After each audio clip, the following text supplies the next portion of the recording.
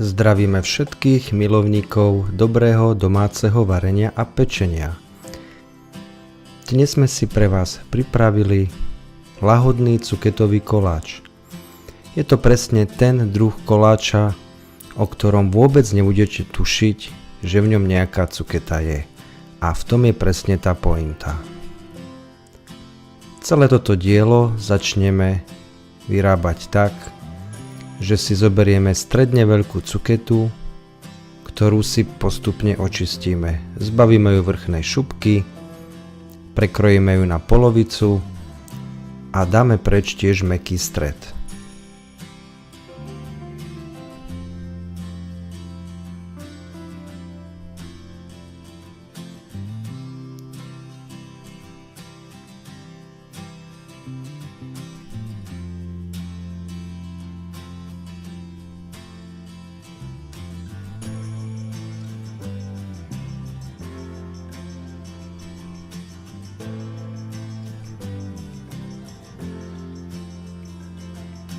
Presne takto naložíme aj s druhou polovicou cukety.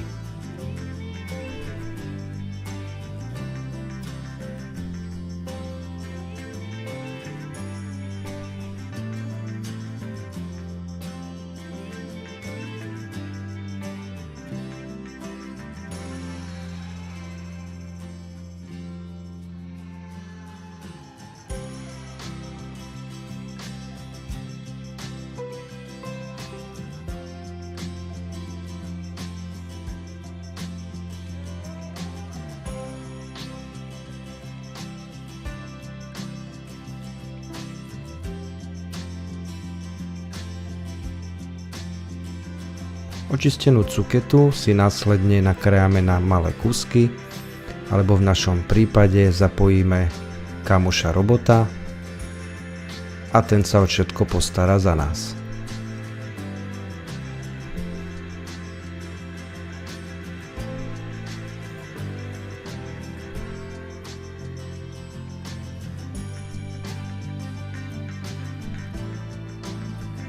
Takto máme pripravenú tajomnú prísadu tohto koláča, a to cuketu.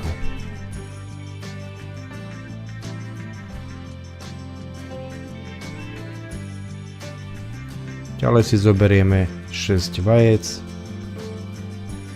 a pekne si oddelíme žltky od bielkov.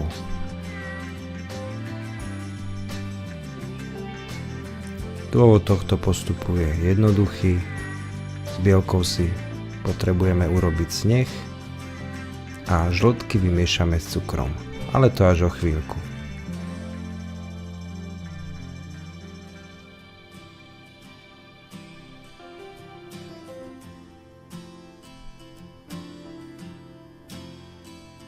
Do bielkov pridáme trošku soli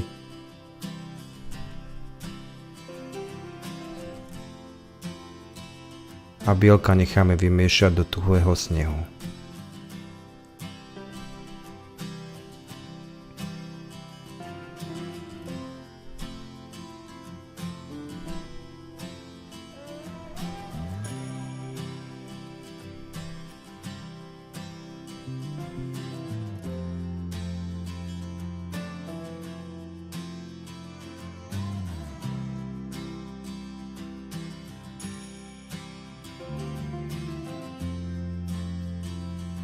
K žltkám potom prisypeme 200 g práškového cukru a 1 balíček vanilkového cukru.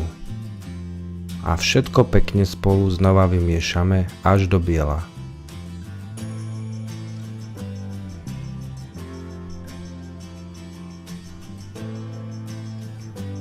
Biela farba vymiešaných žltkov s cukrom nám jasne ukazuje, že dielo je hotové.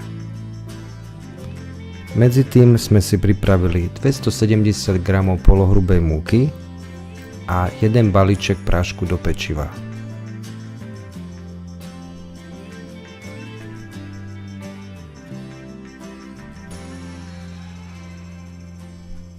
Pridáme 1 deciliter oleja a necháme ho zapracovať do žltkov vymiešaných s cukrom.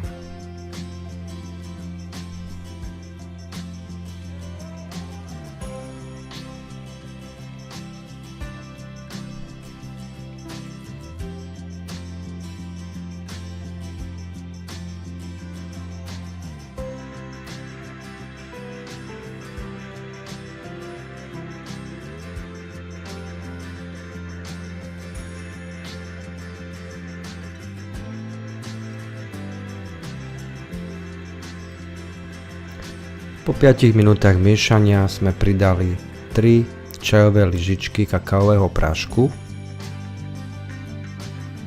Samozrejme aj tie necháme dobre zapracovať. A nakoniec pridáme asi polovicu polohrubej múky, ktorú sme zmiešali s práškom do pečiva. Pridávame samozrejme postupne, tak aby sa všetko dobre spracovalo a zamiešalo.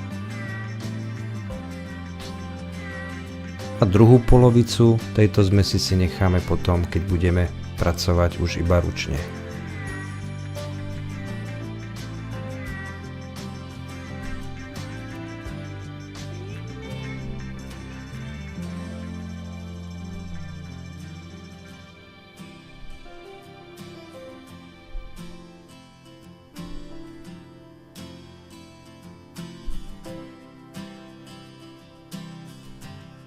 Že cesto bude hustejšie, toho sa vôbec nebojte, pretože ako náhle do neho pridáte vyšľahaný sneh, tak sa jeho konzistencia zmení.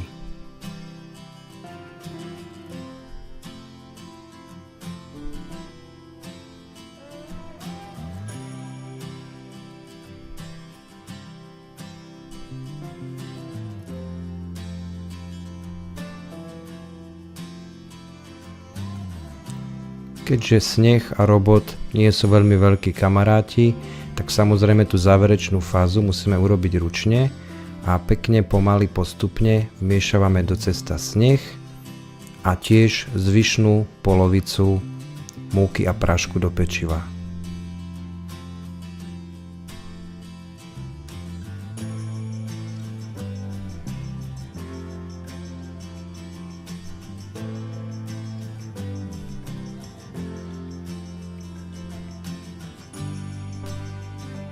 Celý tento proces si vyžaduje dávku trpezlivosti, pretože potrebujeme do cesta vmiešať sneh a teda aj vzduch, ktorý ho urobí vláčnym a ľahkým.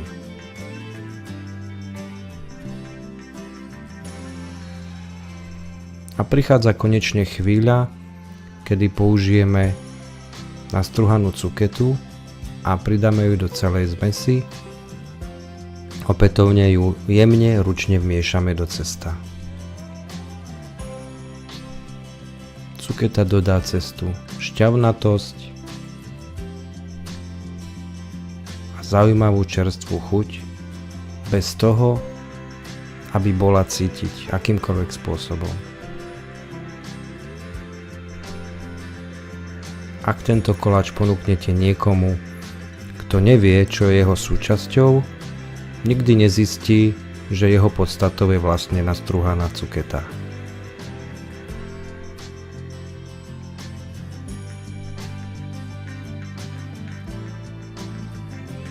A v tom je krása tohto koláča.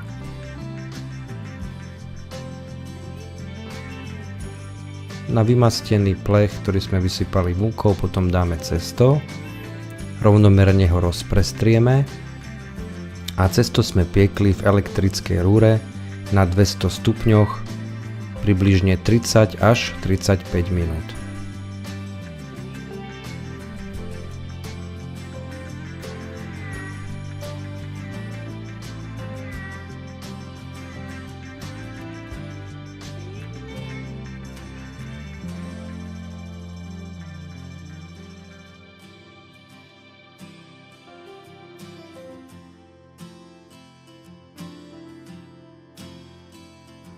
Kým sa nám koláč pečie, rozpustíme si čokoládu na varenie.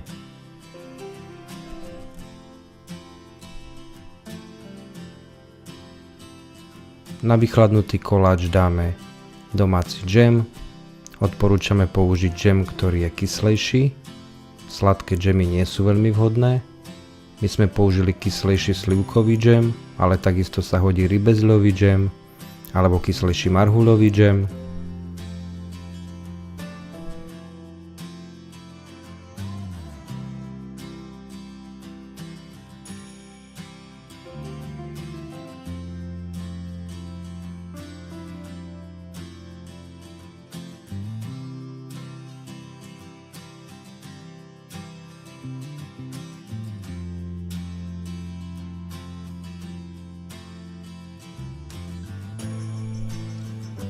a nakoniec celý koláč rovnomerne polejeme polevou z čokolády na varenie. No a samozrejme necháme na chladnom mieste, aby čokoláda stuhla.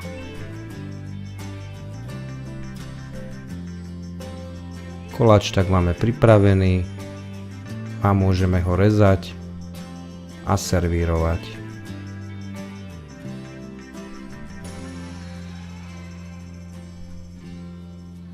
Ak sa vám video páčilo, budeme radi, keď sa stanete odberateľmi nášho kanála alebo budete video zdieľať a tešíme sa na ďalšie stretnutie.